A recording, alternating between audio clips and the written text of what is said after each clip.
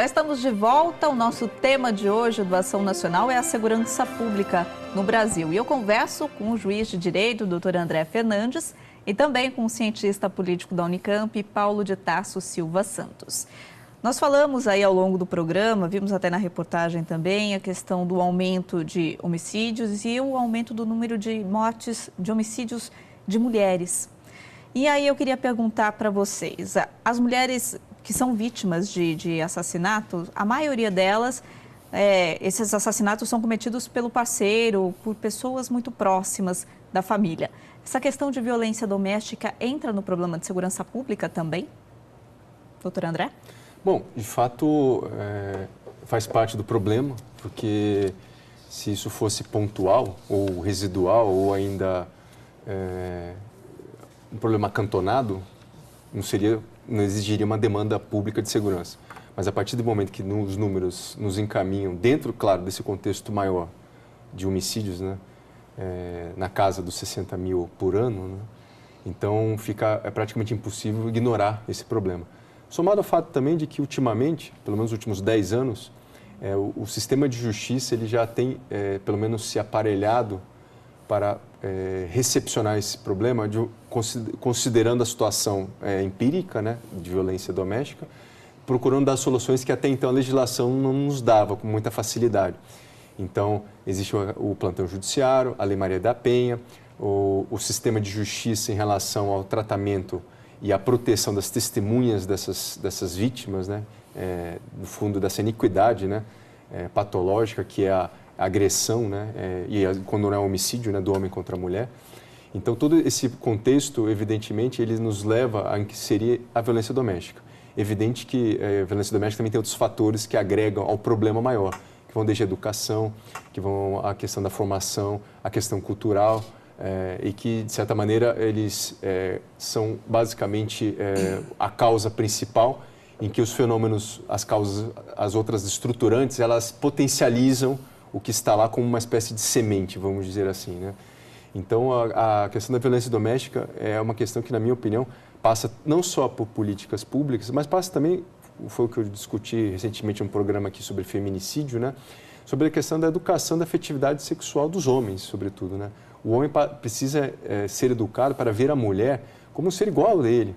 Não é nada de... Ele tem as suas diferenças intrínsecas, sexuais, biológicas, etc., mas como um ser igual a ele. E não como uma espécie de vamos dizer, cabresto, né? Uma espécie de longa-manos, né? Da sua existência, que é o que, de fato, acaba acontecendo, que está nas entrelinhas, né? De muitas questões que envolvem a Lei Maria da Penha, quando no plantão judiciário ou num processo criminal, elas saltam aos olhos na leitura do processo criminal. Então, é algo que passa não só por respostas que envolvem políticas públicas, né, mas pela uma educação na afetividade sexual, né, dos homens, né? O homem precisa ver que a mulher não nunca foi, nunca será aquilo que se propaga por aí, ou objeto de estutificação sexual, sobretudo nas propagandas, né, e nos programas aí de diversionistas, né, dos canais da rede aberta de TV, ou uma espécie de vamos dizer, escravizaura do século XX, né? Quando está muito longe disso, né? Ela tem uma dignidade intrínseca que é igual a dele, até do ponto de vista, inclusive, até religioso, né? Os dois foram criados à imagem e semelhança de Deus, né? Então, isso precisa ser resgatado de alguma maneira, por meio de políticas e pelas comunidades de amizade, sobretudo a religião e a educação, certo? A família, no sentido de fomentar esse resgate, uma boa e sã educação na afetividade sexual. E a gente passa mais uma vez, professor Paulo, também pelo problema cultural aqui do nosso país, porque os casos de estupro, por exemplo, também aumentaram nos últimos anos. E talvez a origem do problema seja essa mesma. Por isso que começamos o programa discutindo a ideia de uma necessidade da multiplicidade de análises e abordagens. Quer dizer, aí a psicanálise tem que entrar nesse debate. Eu concordo plenamente com a fala do doutor André. Você tem um problema cultural de um machismo enraizado a partir de uma formação oligárquica. O Brasil ainda é, como diria João Manuel Cardoso de Mello, um fazendão. Nós estamos no século XXI, mas os coronéis, os capitães do mato estão aí. E eu acho que agora o agravante é que a questão do homicídio feminino, do feminicídio, tem que ser agora encarado como um substantivo. Quer dizer, a questão feminicídio. Isso tem que se tornar um efetivo substantivo. Não é brincadeira, não é só uma questão de, mas é desavença. Está grave, está muito, extrapolou. Então, é um problema de segurança pública na medida em que é fruto da ação do Estado, e aí eu estou falando também de políticas públicas específicas. A Lei Maria da Penha foi revolucionária, foi fantástica, mas qual é o risco que nós estamos correndo? Está banalizando. Mesmo com os dados, com os números, a mídia tem trabalhado essa questão de forma escandalizante, mas com pouca seriedade. O fato de mas matou porque foi enganado e depois se suicidou, isso é uma notícia, mas não é uma notícia corriqueira e simples.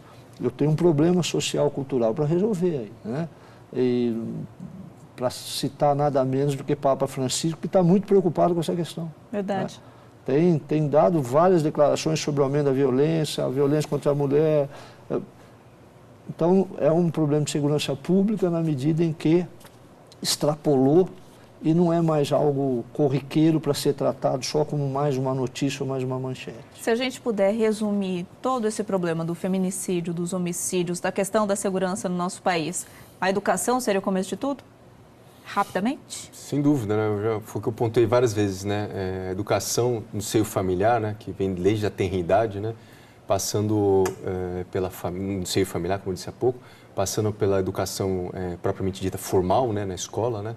Muito embora quem deva educação aos pais, né? A escola vem complementar o protagonismo dos pais na educação nesse sentido. Depois o trabalho, certo? E também a religião como fator de coesão social. Essas são 4 comunidades de amizade, como nós dizemos em filosofia política, em que você consegue colher muitos frutos e consegue evitar muitas das mazelas que vão respingar mais cedo ou mais tarde em problemas de natureza criminal e, em última análise, problemas de segurança pública, quando os números tornam-se vultuosos. Então, eu vejo que o caminho é mais acreditar nessa solução que é, de certa maneira, personalista, porque passa pela sociedade, do que por simplesmente transferir para o Estado, para o Poder Executivo, para o Poder Legislativo e mesmo para o Poder Judiciário, que também tem sua parcela de culpa, né, nesse problema da segurança, sem dúvida nenhuma, a solução de um problema que é nosso, né, antes nosso e depois dos poderes que nos representam. E aí a gente poderia evitar a tragédia anunciada que o senhor falou, né, professor, que não existe a tragédia anunciada. Eu acho que a questão aí da educação eu ampliaria para uma ideia de mais ciência. Está faltando mais ciência para nós debatermos essas questões.